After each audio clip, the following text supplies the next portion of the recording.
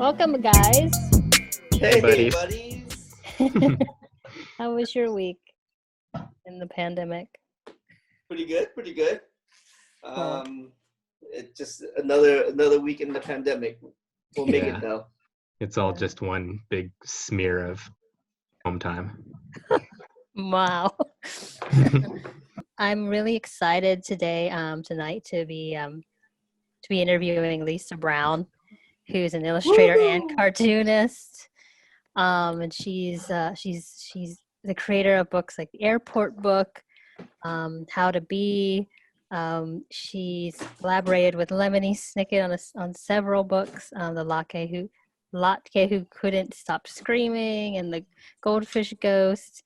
And like last month, she just came out with her graphic novel, The Phantom Twin, which explores a young woman and her relationship with her deceased, departed, conjoined twin, and in her life in the the sideshow circuit, and just like her relationship with her sister and her family in the sideshow, and just like her search for love and freedom.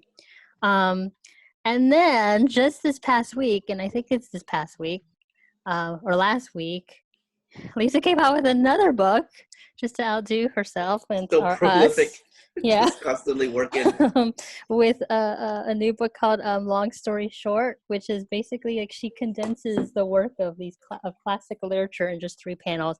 I'm not sure. I mean, I don't know. I could never do that. So we need to talk to her about that. So welcome to the program, Lisa Brown. Woo! I'm here. Oh, there she is. Was that an accurate introduction? That's a great introduction. Josh. Except for the prolific part. I don't. Oh, no. Because you know that 2 books coming out means I finished 2 books last year. Yeah. And it But nothing since. But it You seems still like, finished but 2 books last that we year. have no measure of time right now, especially. I mean, we're still. It's like still April. Like, I mean, so you still have a lot of time to finish another book this year, Lisa. Well, Or I'm 2. working on one, and it's really slow. Is it another graphic novel? No, it's a picture book. Look, I brought. Ooh. It's about the She's gonna hospital. show stuff. This is the cool thing about Zoom. And I might have to redo it because. Why? Well, because it's about the hospital, and maybe every procedure will change.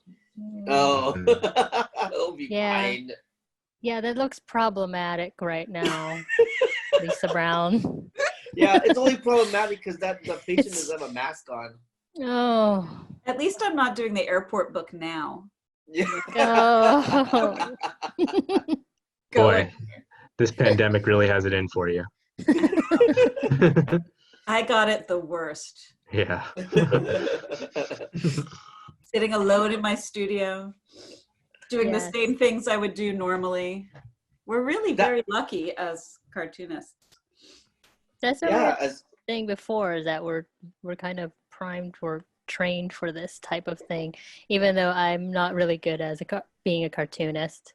So so I guess this is good training for me now.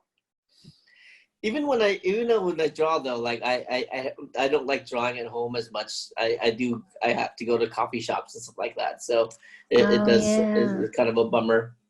My husband is really struggling without going to coffee shops because that's where he writes. Oh, really?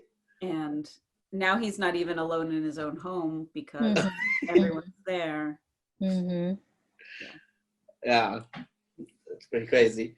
So let's talk. Are we gonna talk about Phantom Twin mostly? Yes, we're gonna talk about everything. All right. So let's start with that because. So we've all read Phantom Twin, right? Yes. I love this book. I think this is such a great book. When I was reading it, I read it again today. Again, I got super sad again. Oh, yeah. And then when I read it and I got super sad again, and I read the front cover, I was like, oh yeah, Neil Gaiman is correct. It's gonna break my heart over and over again. What did he say? He said it was gonna break your heart over and over. Yeah, did it 2 times already. So when you were you were saying that you when did you decide you conceive of this story, and what was it that made you want to like do a story about this particular subject matter?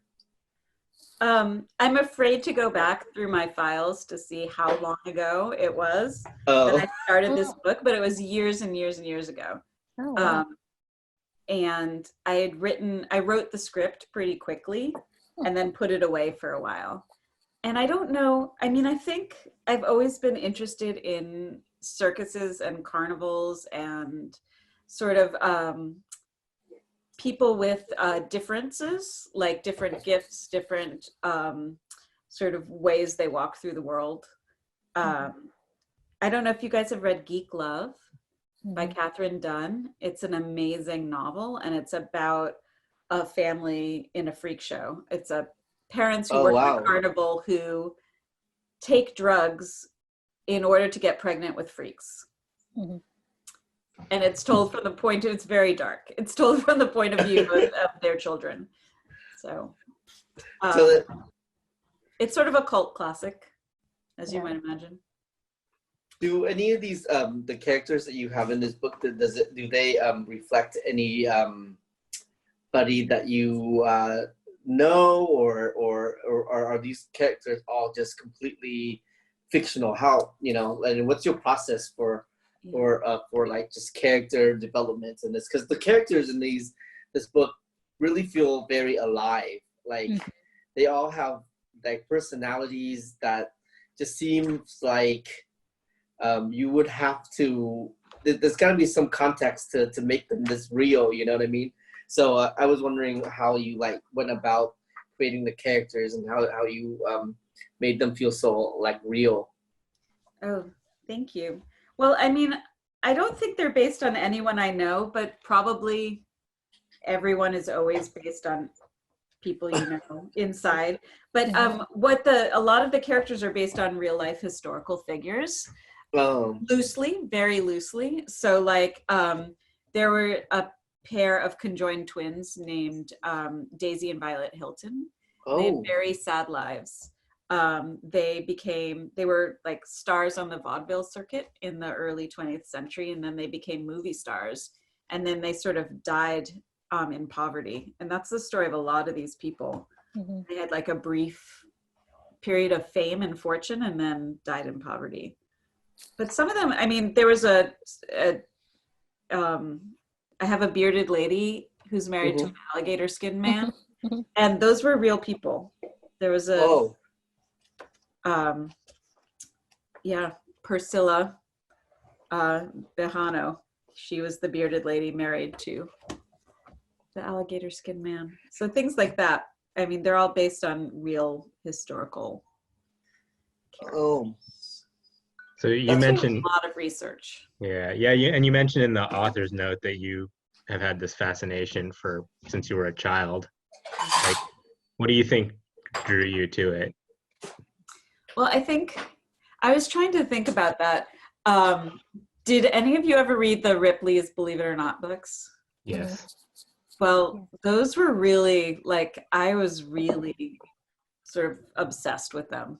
I just like, I think I just like it. I like thinking about extraordinary things, like extraordinary people, extraordinary events, extraordinary circumstances, extraordinary talents. And I think that I like to think about people who live on the fringes of society, however that would happen. So like if you're born different, you're on the fringes of society. If you are from a cultural or demographic minority, then you feel like you're on the fringes of society. And I think that almost every teenager has that feeling, like I am an outsider. Everyone's looking at me, and I'm different from everyone else. And like you're walking through the world and you think that you're like on display. And I think that's kind of universal. I've always liked thinking about that. Does having a teenage son bring some of these kind of you see some of this kind of like adolescence kind of outsiderism? Is that part of it? I think so. I think I have an only child. Mm. So, and I had 2 siblings, but so I think about his loneliness a lot. Mm. And like if when in terms of the conjoined twin, what I find fascinating about conjoined twins or about twins in general is that you always have someone there. You have someone there who is just like you, even though they're not always the same. Mm-hmm. Who's like, you're not lonely. There's always someone there. Oh. I like to think about that. I felt lonely a lot when I was a teenager. Yeah. I mean, when I was reading it, I agree with Tin that the characters are just so alive and just there's just like we just build a strong connection to these characters, especially like having the same feelings of um, alienation and feeling like a kind of not the normal person. And I just was curious as to, I know that you said that these are based on people that you researched, but I know that you've done like a lot, like a lot of character study. Like you do a lot of like drawing of like how the characters will look like and like what they would wear. And I don't know if that's just for this book, or do you do that for all of the books that you do, like when you do the illustration for things, or is this particularly just for this book? Or, and then I have another question to that, is that sorry, it's a long question. I'm just excited. How is it different, from this being a graphic novel opposed to doing like an illustration work for like a children's book, for example? So I guess the first question about research and stuff like that. Mm-hmm. I have this, I think it was a long time ago now. It came out in 2010, so 10 years ago. I did a illustrated young adult novel with this wonderful author named Adele Griffin. Mm-hmm. And it was a book called Picture the Dead, and it was a historical fiction that took place during the American Civil War.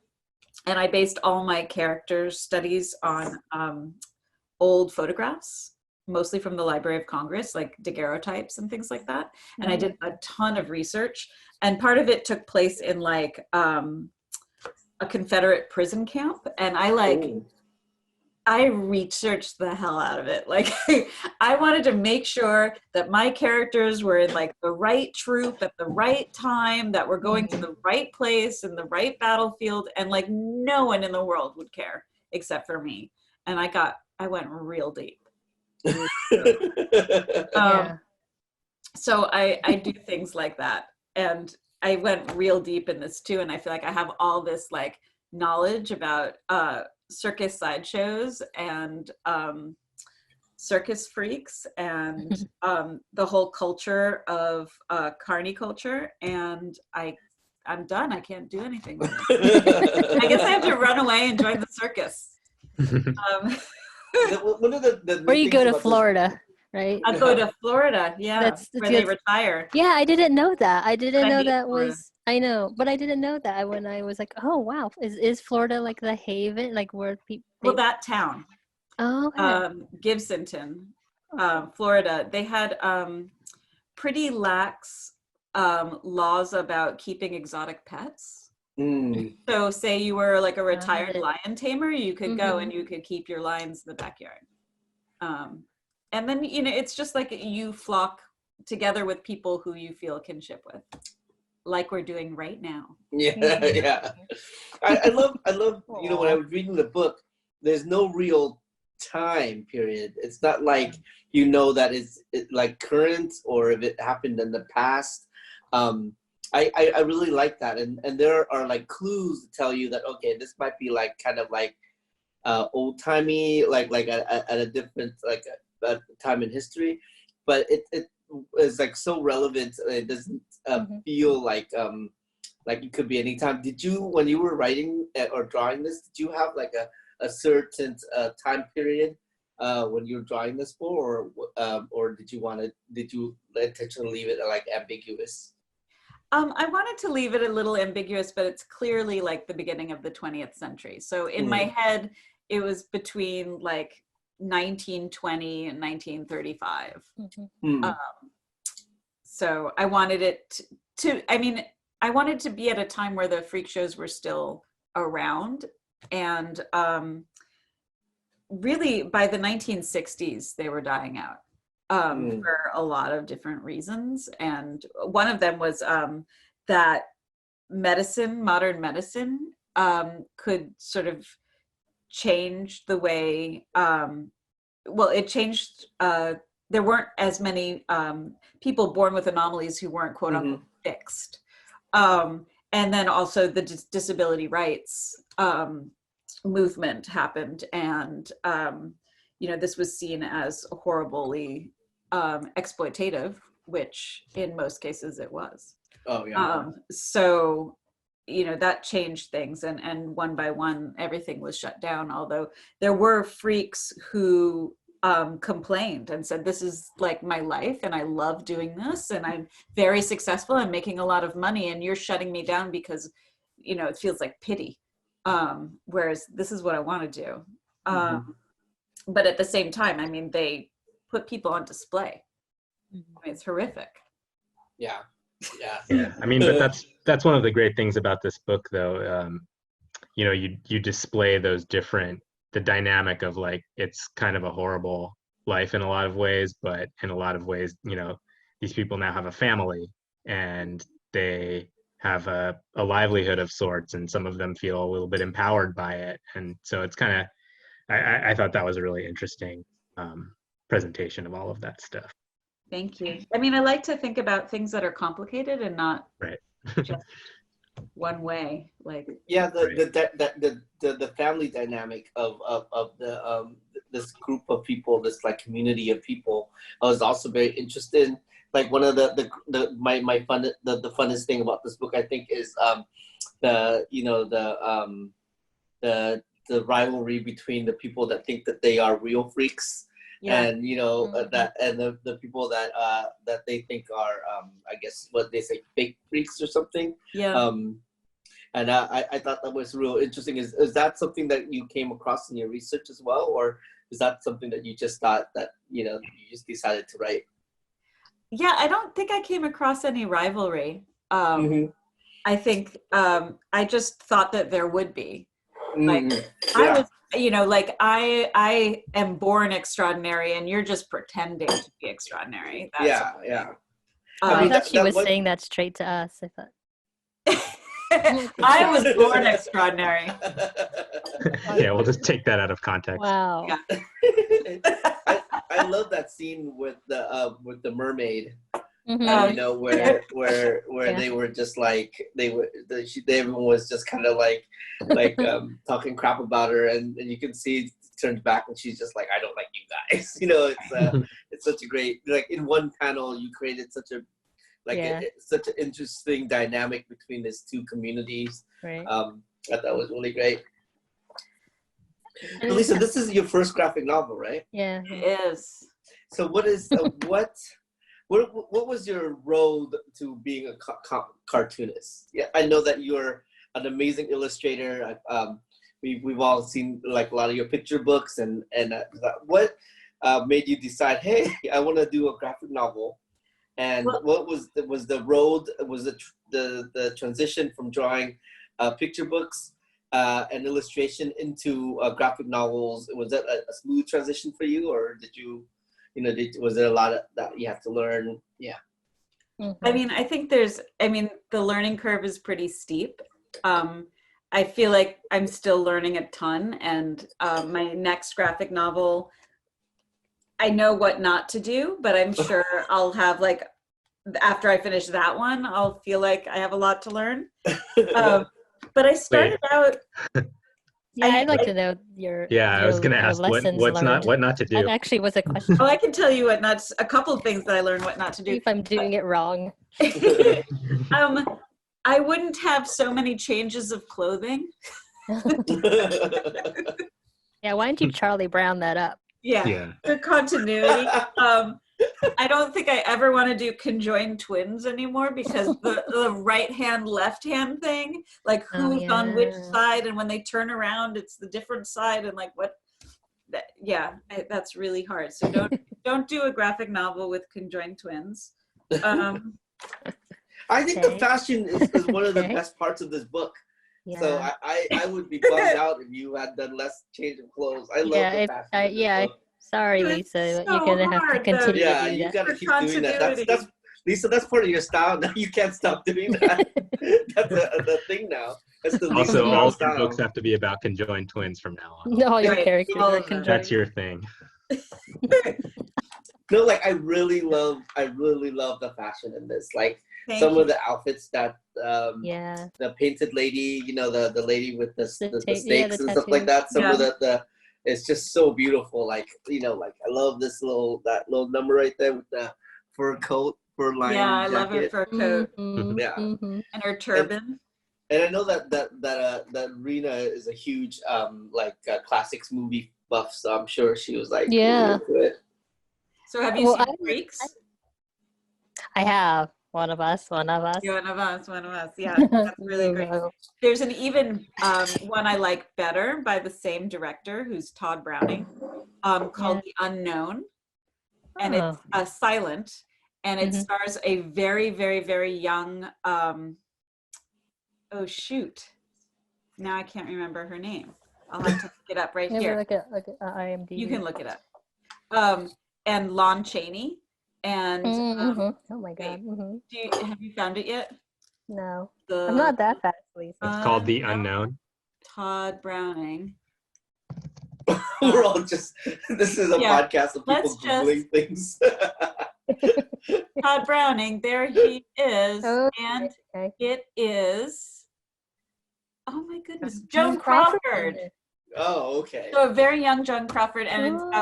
She's like the assistant to, she's the girl who they throw the knives at a circus. And Lon Chaney plays a man with no arms who throws knives with his feet. And she's in love with the circus strongman, but she has a thing about hands. She's very afraid of hands. And so that's why Lon Chaney decides to be armless. He's not really armless. He's pretending to be armless in order to win the love of Joan Crawford, who's afraid of hands. Wait, we got to first. This is great. We got to get back on track. But how does he pretend? Like, how does he pretend that he's armless? He like wraps himself up. And he has an assistant who like binds his arms. Oh. And she doesn't know that he doesn't have arms. Right. And apparently he has a really good foot double who does the foot double. Can you tell me more about the character? I mean, you can continue, but not that character. No, you want to talk more about it? I know what Tin asked me. Cartoonist versus picture books. Go back to my question. Oh, but no, let's pause on that, because I wanted to also learn more about the character of Tommy, the tattoo artist. He's so sweet, and then I just wanted to know how that all evolved. I love him. I don't know. I like artists a lot, and he was an artist. I like the idea of I wanted to give Isabel, the remaining twin, some agency. So she just wasn't like someone to be put on display, but she's an artist. And so I wanted her to sort of find her way through the world through art. And tattooing is an art form. So, but it also, if you become a freak through tattooing, especially at that time. Yeah, that's such an interesting idea. Because it's art and a freak, just combining those two things. Right. It's beautiful, but also, I don't know. I'm not gonna say horrific. An artist is a horrific thing. It's just unusual. But it's a choice. Unique. Unlike being born a conjoined twin is not a choice. But if you're tattooing your entire body, that's a choice. Well, I like that what did she say? She said, I I drew blood to become what I am.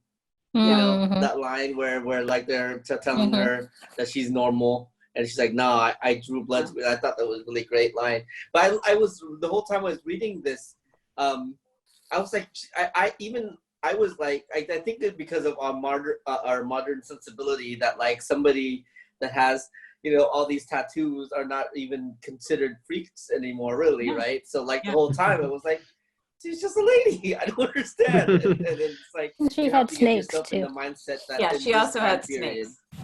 Well, but apparently, so I did a bunch of research on tattoos, and apparently it was the late 1800s. It was aristocrats who got tattoos. Right. Oh. And it only was sort of like a fancy thing. Isn't that, and it was because it was expensive and difficult, right? Like, yeah, I'm not sure. It was just like a fad. It was like sailors in the West. It was sailors and aristocrats. I just know that it became like, once it became more widely accessible, it suddenly became like a, you know, a mark of trashy people, you know, like once everybody could afford it. And now, once again, it's all of us aristocrats who have them. Yes. The nouveau riche. So, Rina, are you done? Can we go back to my question? Oh, wow. Please? Okay. This is how it usually goes, Lisa. So, Lisa, what was the transition from doing illustration to doing a graphic novel? And I started out cartooning in college. So I had a cartoon strip, a comic strip in the college paper. Oh, wow. That ran for a couple of years. And when I graduated college, I graduated with like an English and history and philosophy degry, and I didn't think I was going to do any art because I took a couple of arts classes and they were too hard. But did you like art before? It was my favorite thing. I thought I was going to be an artist. But instead I did this comic and I doodled. And I had this teacher, I applied to grad school in English, and when I asked for a recommendation for one of my professors, he was like, but you know the doodles that you do all day long in my class? Like, you should be doing that. That's a really cool teacher, though. Yeah. I thought he was mad at me for doodling, but he wasn't. He was happy. Yeah, so and I like submitted cartoons when I graduated college, but it just didn't ever go anywhere. So I've always loved comics, but I didn't know about graphic novels for a really long time. Like there was comic books, and there was Archie for the girls, but I didn't know about, you know, not until I read, like everyone else, not until I read Mouse. I was like, oh, wow, and then it went from there. So I like the idea that you did a comic strip in college, because you know that's very like when I would read your long story short strips. That seems like that's where your that background probably came in handy, because it's you know when you read so for people who don't know, you originally did long story short for New York Times, the Chronicle, the San Francisco Chronicle. That's right.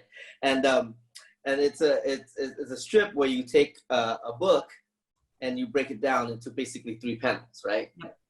And I think it's genius. We unfortunately couldn't get the book to review before this. Oh, that was look how amazing. she just. Yeah, look how she just rubbed that. But I have read a lot of the strips as they were coming out in the San Francisco Chronicle, and I've always just loved it. And I've never understood how you were able to take a long book and boil it down concisely to these 3 panels. And now knowing that you used to be a strip cartoonist, like a comic strip cartoonist, I can see how that background probably helped out in the making of this. But what is your process when you not to like, you know, go to a whole nother book? We probably will go back to the Phantom Twin and especially like that, especially for that book. I mean, what was the process of trying to narrow down, like like condense it to 3 panels. Right. Like, how do you do that? Well, And I you do think so Lisa? geniusly. you read a book, or Oh, okay. you reread a book, or you read a book in high school and you can barely remember it, so you get the BBC series on it and watch it. That's how I do it. And you think about like, what about that book is like the core of it? Like, what do you think of the most when you think of the book? And sometimes it's like the actual like most important part of the book, and sometimes it's just something weird. So when I read The Great Gatsby, which I had never read in high school, so I read it to make a cartoon of it, and it turns out that it's a really good book. You gotta tell the sophomores in my I know. that. You shouldn't be reading that stuff in high school. Like, read it later. So, Right. but when I think about The Great Gatsby, what I think about is how Daisy is obsessed with his shirts. Like, they go into the house and she like finds his shirts and she's like, oh, he has such beautiful shirts. So like that's what my cartoon's about. I'm trying to think of like Madame Bovary I read in high school, and I hated it so much. And like, why did they give this book to high school students? It's about like a desperate woman in an unloving marriage. Like, that's not something they can relate to. But like, all I think about is how she took arsenic and how horrible that was. So like, that's the whole book for me, is she took arsenic. And would they tell you what book you had to do, or did you came up with, you were like, I'm gonna do them? Yeah. Oh, okay. Yeah. How long would it take you to do a strip like that? It takes, I mean, once I get the idea, it usually takes me a day or a day and a half. Oh. But it depends if I'm drawing, sometimes you just can't draw. Yeah. So like, a lot of time. redrawing the same guy over and over and over again. Like that.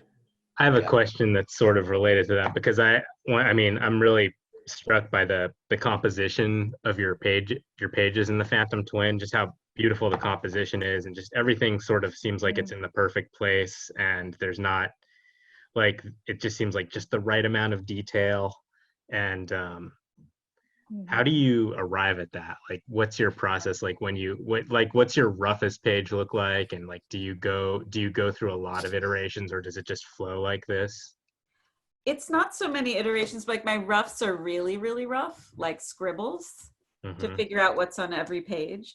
And I did most of it, actually. I went to an artist colony for the first time, and that was really exciting. And I was there for about 3 weeks, and every day I thumbnailed. Like, I just sat in the chair and thumbnailed, and that was really exciting.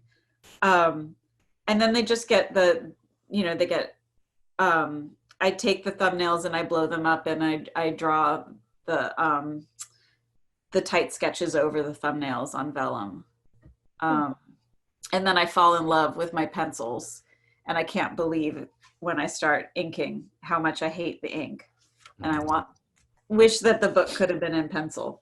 Wow, really? Yeah. I agree with that too. Like, whenever I don't know, it's just the shading or just the texture of it, but I love just having them in pencils. Like, I don't know, it feels like raw, and it's fearless. Like, 'cause you're not scared of the line, because it's right. It doesn't have to be perfect. Yeah. There is an aliveness to pencils that like that you lose after you ink. Like, whenever I pencil and I ink on the computer.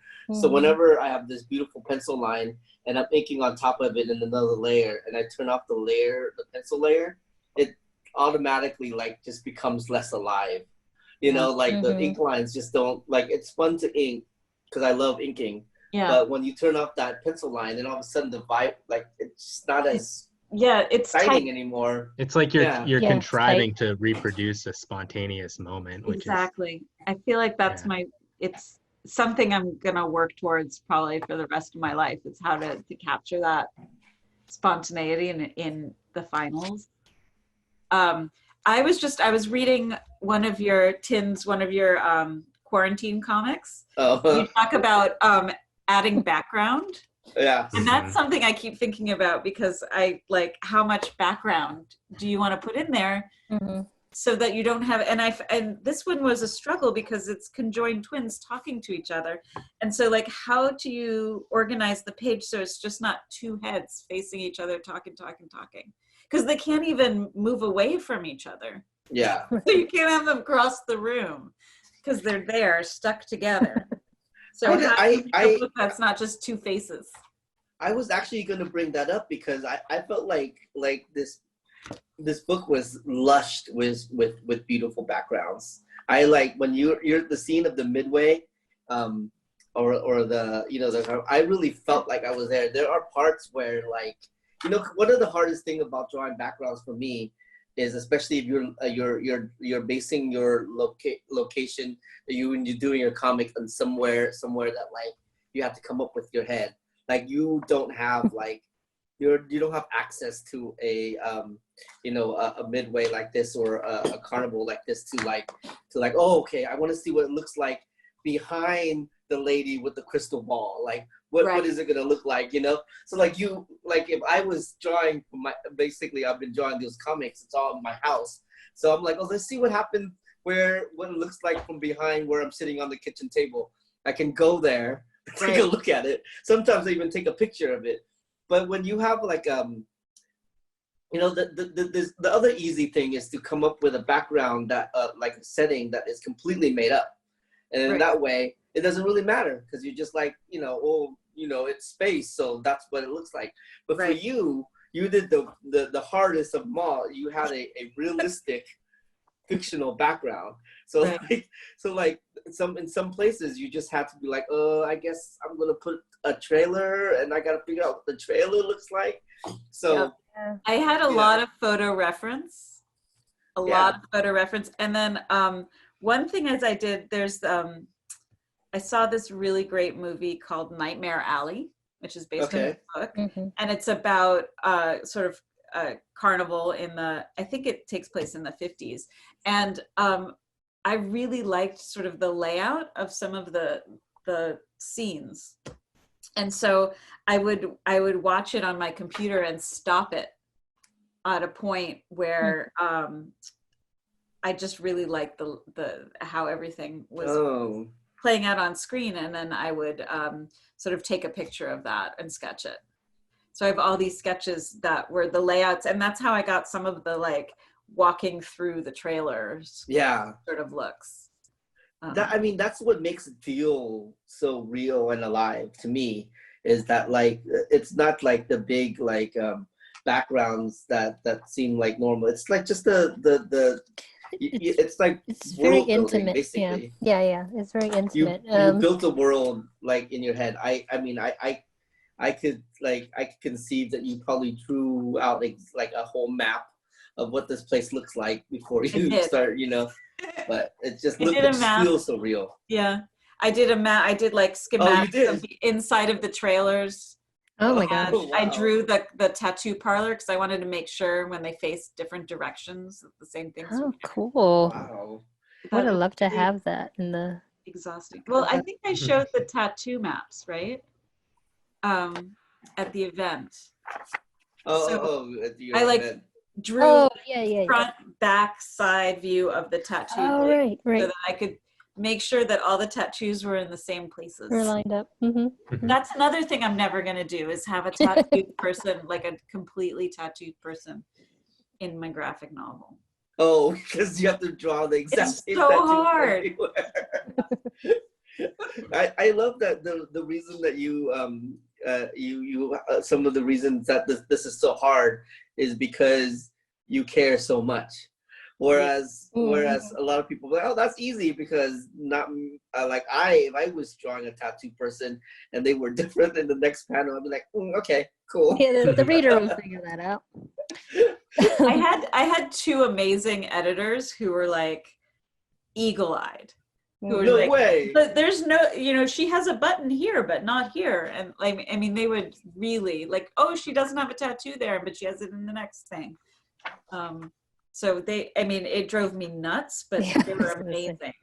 They're amazing. When you drew these, is this all traditional media? Do you use pencil and then ink on top of pencil and then erase the pencil? What's the process for Phantom Twin like?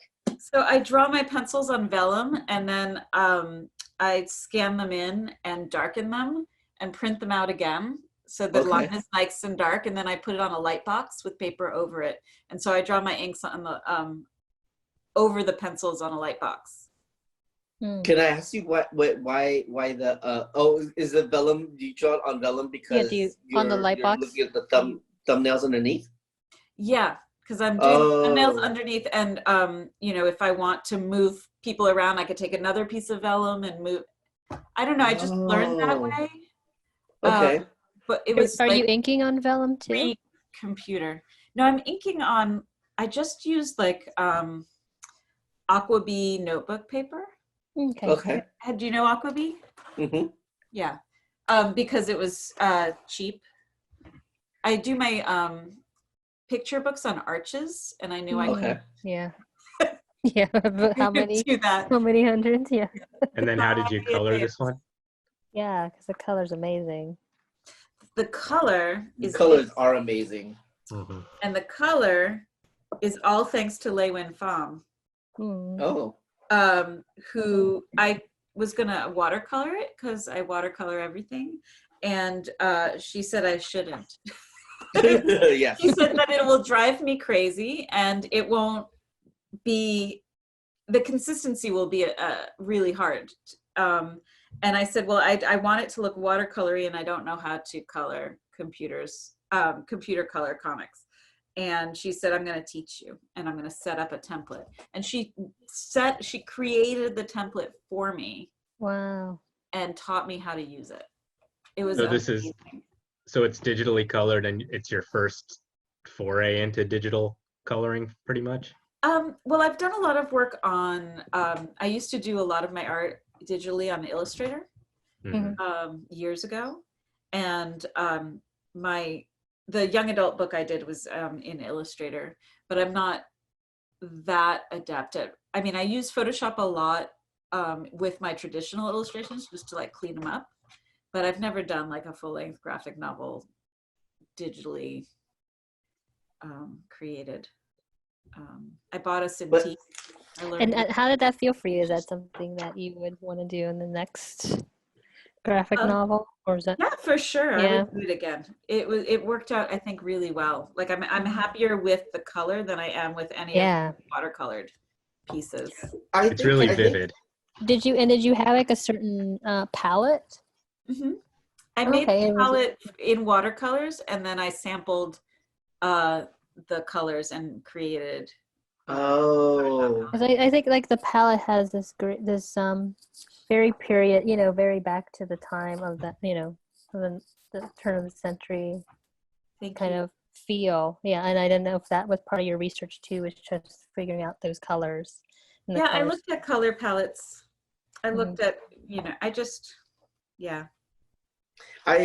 feel like when I see this, the color palette and even the painting style, even though you're not doing it watercolor like you normally do, it feels like a Lisa Brown book, even though it's digitally colored. You know what I mean? Which even is though really, it's a Thien Pham book.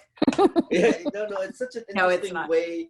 Is that like even though you're using a completely different tool here, it still feels like a painting that you would do. I think it's I think the painting is really great. It's like definitely one of the highlights of the book is this beautiful color, and the color I really think creates a mood for this book. That believe it or not, when I was reading this book and when I was becoming very sad, the colors are what made me not fall off the deep end with just like, you know what I mean? The colors are what made me be like, okay, everything, it's like soothing. It made me feel like everything was going to be okay, which is very interesting for a color palette to be able to do. It's like it's very it's a pretty hard like. So when you did your your long story short book, is that all computer colored, or is that all? Yeah, that was computer colored. I used to, Okay. when I started, I actually colored them in Illustrator. Oh, okay. I don't know How why. do you do that? I just I traced everything with vectors, and then I threw the color in and I put the line over it. I was more comfortable in Illustrator than in Photoshop. Uh-huh. But then when I started, I did about 50 more cartoons that are original to this book. And those I colored in Photoshop. But the color's all very flat. So it was a little different. Yeah, yeah, because these colors are not flat. They're anything but flat. I also enjoy the texture that you used in it too. It just makes it feel like if you told me that this was painted, I would be like, oh yeah, that looks like it's painted. Yeah, it doesn't jump out as digitally colored. You know, I looked at it and I was really wanted to know how it was colored because, you know, it looks so great. Thank you. Yeah, I felt like it shouldn't be flat. I mean, some graphic novels should be flat, and I felt like mine, it would lose some of that old-fashionedness that I want. But the comic strips, they should be flat. Yeah. So, what is next for you in terms of graphic novels? In terms of graphic novels, or in terms of writing, or are you? Well, I'm excited for the follow-up to this book. Hospital book. That inappropriate hospital book. That's my new book. And then I'm working on another story that's another graphic novel, maybe for a little bit younger kids, but not too young, like maybe middle grade. And it'll have ghosts in it too. I have to tell you, okay, my son, when we came back from your event, and we at the Booksmith, and I brought the book home, and my only event, the event before the plague. Yeah, gee, that's a coincidence. No, and he woke up and the first thing he did was just open this book. And he's like read it. How many times? He's like 10 years old, and so great. And then he's like, I gave this book to Jane, who is 6 years old. Oh no! and she, I came back and I was like, "Did you read that, Jane?" She said she's a pretty advanced reader, and she was like, "Clearly. I loved it, but it was very sad." And I was like, "Oh, you know what? Yeah, so he found out. Yeah, so my son found out that we were interviewing tonight, and he's like, "Oh my God!" And I said, "Yeah, do you have anything you want to ask?" And he said, "Yes." He said, "Can you please ask her how she made such a dramatic book?" Yeah, he's a dramatic person, but he was just like, a dramatic and crazy story, and I'm like, oh, well, I don't know how you answer that. How many times has he read your book? I did it. Yeah, he actually hasn't finished. That's amazing. I mean, you work so long for so many years, yeah. And it just takes forever. And then when it came home, like when I got the first copy, my son had been seeing me do it all along for years and years and years. And he stood at the kitchen island and just read it in 15 minutes. And I was like, oh God, that's it. It took me, 5 years to write. And it's one of those books though that you just want to read again and again, though. It's not like one of those things like, oh, okay, that was, I hope so, tough sledding there. My son really loves, he was obsessed for a really long time with all the Amulet books. And I took him to see Kazu Kibishi at an event, and he went up and he was just like, why does Max this panel have this kind of cape, and then there was a rip on it, but then there wasn't a rip on it. He had read so. Oh my gosh! And that's all you want, right? As Kazu must have loved that. To be read so deeply. No one's gonna read a novel that deeply. I think if you were an adult, I think a lot of kids, when you give them graphic novels, kids are very excited to tell you how fast they read a book. because I think they think it's a mark of like of their intelligence that they read a whole graphic novel in like 5 minutes or whatever.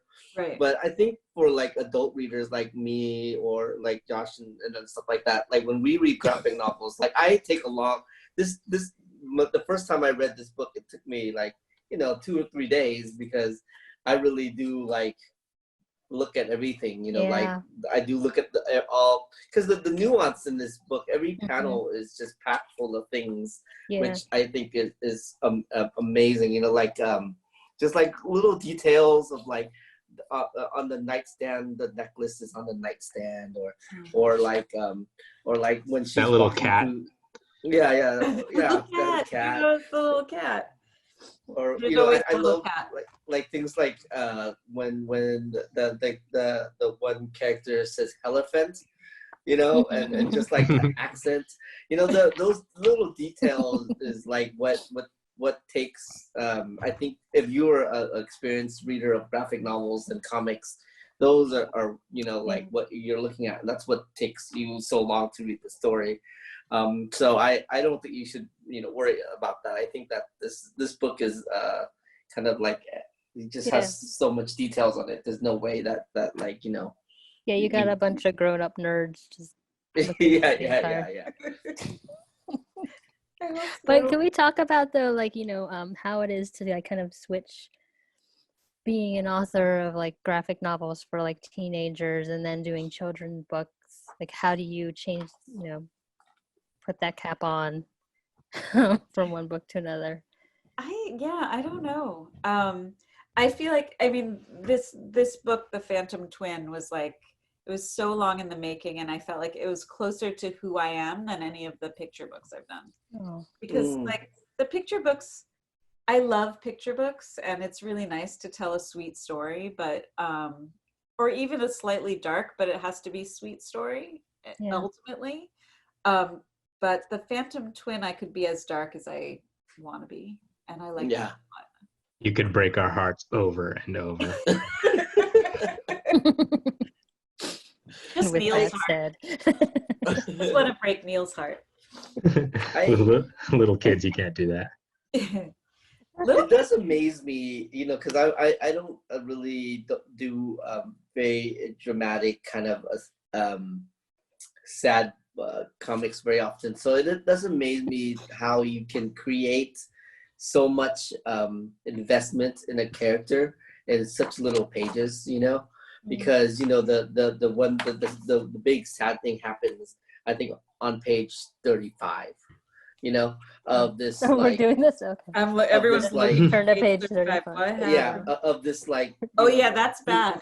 200-page book, and only in 35 pages you somehow make the reader care so much about this character, and it's like 35 pages in. That's not very long to somehow make me care about this character. It's like when you're writing, how what is your process into being like, okay, I gotta because if they don't care about this character by the time this big thing happens, then that's the whole book, right?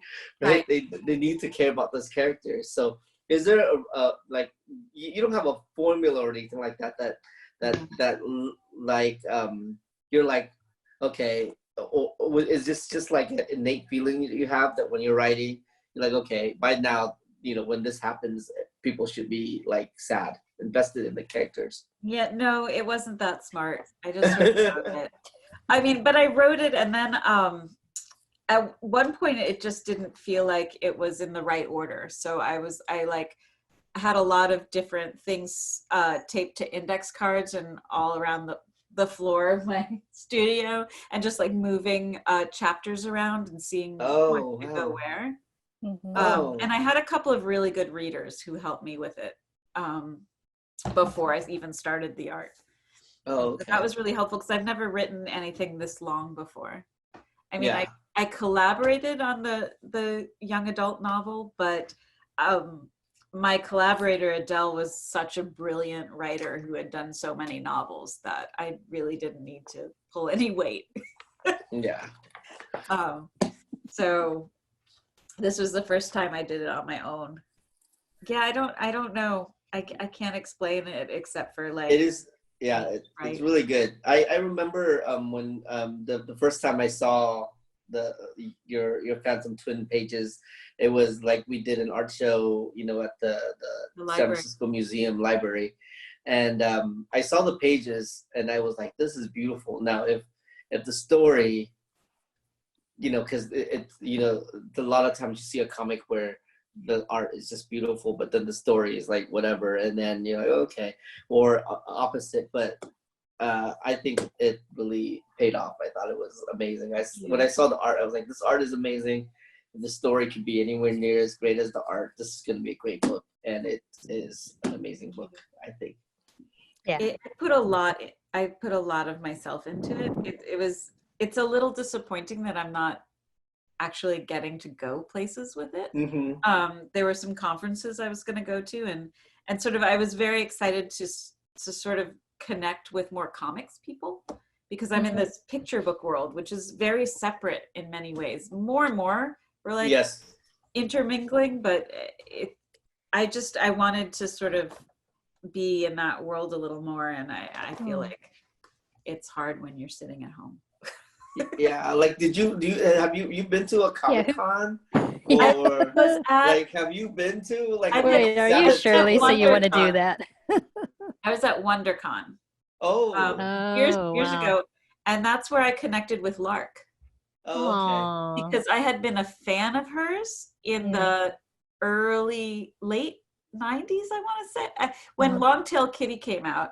And I remember it was online, but you had to like write a letter and get it mailed to you. It was that long ago, and she mailed us. We bought like zines of Longtail Kitty, and then I finally met her at WonderCon years later. I would have loved to see you signing at Comic-Con, and I am disappointed that is. Hopefully, when this is all over, you will get a little bit of that experience. But yeah, I think that's going to be such an interesting dichotomy to see you signing and being amongst who are the comic cartoonists that you would want to, you know, see that you haven't met?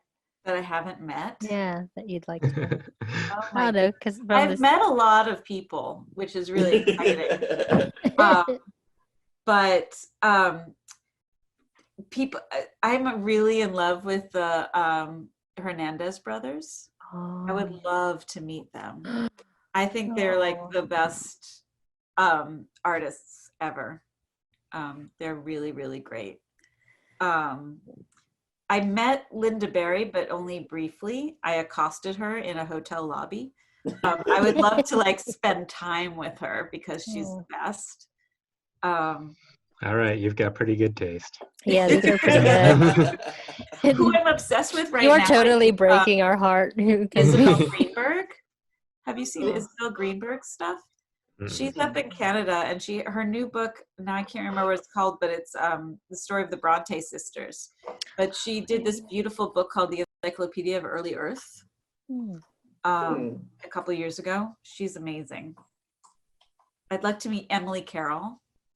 I love her book. Yeah.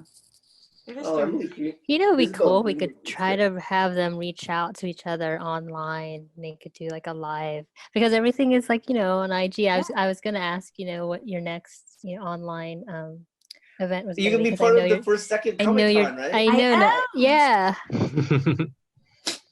I'm gonna do that, and I'm doing the Everywhere Book Festival. I'm gonna be on a panel with Gene. Yeah. Which I'm very nervous, but I have to draw a portrait of him, I think. Oh gosh. So I have to practice. And tomorrow night, my husband and I are going to be sitting in our kitchen talking live about Long Story Short. Just to someone? To Instagram. To Instagram Live. Okay. Yeah. So before all this happened, were you already familiar with some of this like going live technology, or all this like stuff that you've learned because of this weird quarantine thing that we're at? Well, I knew it could happen, but I didn't know how to do it. My husband's getting really into it, which is funny because he didn't have a cell phone until like last year. Oh my gosh. And now he's having me film him making cocktails. Oh man. I saw that he's doing he does these I guess at the is it at the Booksmith, or is it that he does these like silent reading? Oh yeah. Yeah, it's for Booksmith. It's the Bindery, which is across the street. Oh yeah. And I saw that he's doing that online. Yeah. Right? It's basically you just sit there with him and read a book. Yeah. Is that Zoom? Is that on Zoom? I don't think it's. I don't think it's just remember how they're doing it. I think it's like put on some music, read a book, pretend I'm there. Oh, okay. I thought he was doing it like on the internet. I thought it would just be so funny if that it's would just be a really photograph. funny. If you could just like a silent Zoom room while you're reading. Yeah. Everybody's microphone is muted. It's a really weird time, and I can't wait to see all the graphic novels that'll come out that are like quarantine diaries. Because I love people's quarantine diaries. I wonder what's going to happen when when everything is I mean nothing's going to be completely normal, but when everything is back and like just so many books coming out all at one time or something, I was like, you're finally going to see people's pants again. Yeah. Yeah, totally. You just have to remember to wear them. Yeah. Oh yeah, that's what legs look like. Yeah. All right. So, okay. Well, Lisa. this was awesome. Yeah. This is so great. Thank you, Lisa, for hanging out with us. Inviting me. Yeah. Well, thank you. We're a pretty casual outfit. I think we have 9 subscribers right now. Well, yeah, we just started this whole like Zoom version, but yeah, I'm excited that we got to. Don't tell like Lisa that we're like no bare bones. I just want to talk to you guys. I was gonna say that like even though Zoom is so weird and everything, I feel like we're connecting more than we thought that we would. It is neat. Like when you have the Zoom, it just instead of like sounding like a podcast or like an interview, it's just a bunch of friends getting together and talking. We just happen to be talking about a particular book and stuff like that. But I think that's kind of a neat, interesting format. It makes kind of listening to it feel a little bit more comforting. Yeah. It's really great. And thank you for being our friend, Lisa, and thank you for coming to talk about this book. Nice to meet you, Josh. Nice to meet you. I love your book. Thank you. But everybody, you can still I'll call it get up to this book, I'll hold it up. Even though I think I put mine mine's in backwards. Yeah, is mine backwards? Because yours still look backwards. Why is mine backwards? It looks forward to everyone else. Oh, okay. It switches around for us. But you should definitely get this book at any local bookstores. You can call them up. Real? There's many bookstores right now. There's one in Oakland called Spectator Books. They can call up and they will deliver it to your car as you pull up. Oh wow! A lot of local bookstores, a lot of local comic book stores. Comics Experience. Comic Experience does this. Flying Colors. Many bookstores. So go and get this and enjoy this for your quarantine. Also, this is a great book. Lisa, can you hold up Long Story Short? Because we don't have it right now. Long Story Short is amazing. It's Moby Dick. You don't have to read Moby Dick. So is that Thank God. Thank God. Phantom Twin is from First Second. Who published Long Story Short is Algonquin. Oh, okay. Algonquin Books. Cool. Well, thank you again, Lisa, for visiting us, and hopefully we'll see you again soon. Yes. Yay. Bye. Yay. Bye.